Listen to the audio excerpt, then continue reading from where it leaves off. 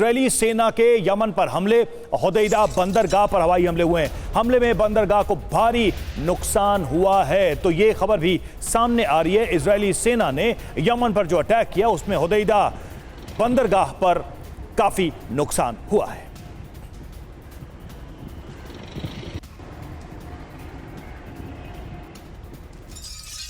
एक और बड़ी खबर, यमन में हूती के ठिकानों पर हवाई हमला हुआ है। इजरायली सेना ने हवाई हमला किया है। हमले में हूती को भारी नुकसान पहुंचा है।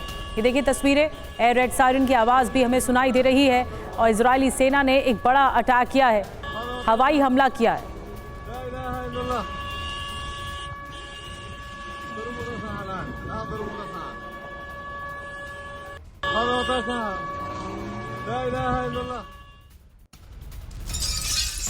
और इजरायल ने सना एयरपोर्ट पर भी हमला किया है। सना एयरपोर्ट को मिसाइल से निशाना बनाया। हमले में एयरपोर्ट कंट्रोल रूम तबाह हो गया। क्या आप भी लोगों के सामने कॉन्फिडेंस से नहीं बोल पाते? तो अब झिझक होगी कम और बातें होंगी असरदार। डाउनलोड करें फ्रीडम ऐप और सीखें पब्लिक स्पीकिंग।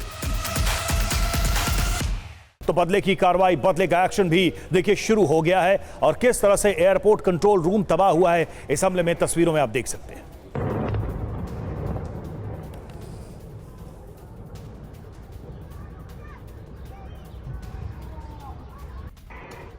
और एक और बड़ी खबर मिल रही है, हूती के कई ठिकानों पर आईडीएफ का हमला हुआ है। इजरायल डिफेंस फोर्स का पोर्ट, पावर प्लांट, इसके अलावा सैन्य डिपो पर हमला किया गया है।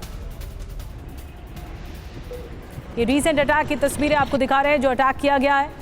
हूती लगातार निशाना बना रहा है, वहीं इजरायल भी जवाब दे रहा है। नेतन्याहू ने प्रण ले लिया है कि हूती की अब तबाही होगी।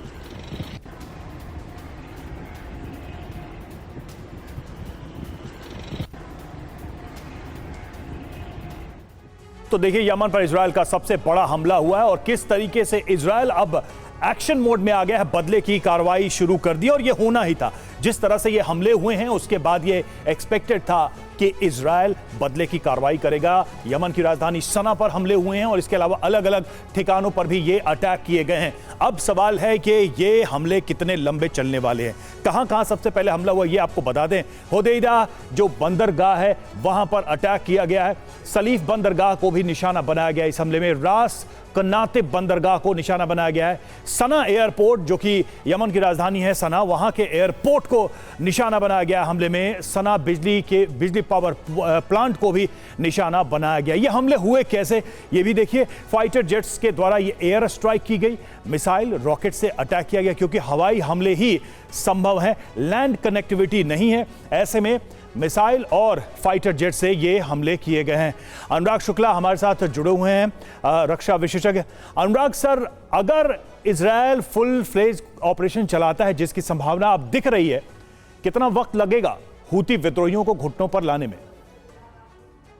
अगर आप एक साल की वॉर को देखें तो बहुत पहले ही जो टारगेट वॉर शुरू हुई थी इजराइल की, जब उन्होंने हमस पे हमला किया था, तो तभी एक बात क्लियर हो चुकी थी कि उनको एक गोल्डन अपॉर्चुनिटी मिली है कि जो बहुत दिनों से, बहुत डिकेड से इन लोगों के खिलाफ जो फोर्सेस खड़ी थी उनको डिस्ट्रॉय करने का एक टाइम आ गया है। आज लगभग एक साल पूरा होने को तैयार है और एक साल बाद अगर आप देखें तो उन्होंने अपने जो 3 एक्सिस बड़े बड़े जो उनके दुश्मन थे, हमस को और हिजबुल्लाह को डिस्ट्रॉय कर चुके हैं। अब तक थर्ड और लास्ट फेज में एंट्री कर रहा है जो हमारा युद्ध जीतते हैं। जैसे तो यमन के ऊपर जो आज अटैक शुरू हुए हैं ये बिल्कुल उनके लिए घातक सिद्ध होंगे और धीरे धीरे जो यमन की जो फोर्सेस हैं, जो यमन के जो विद्रोही हैं, इनको पूरा तरह ध्वस्त कर दिया जाएगा। और जो मैं ऐसा समझता हूं कि लगभग 1 से 1.5 महीने के अंदर इनके सारे के सारी ठिकाने ध्वस्त कर दिए जाएंगे।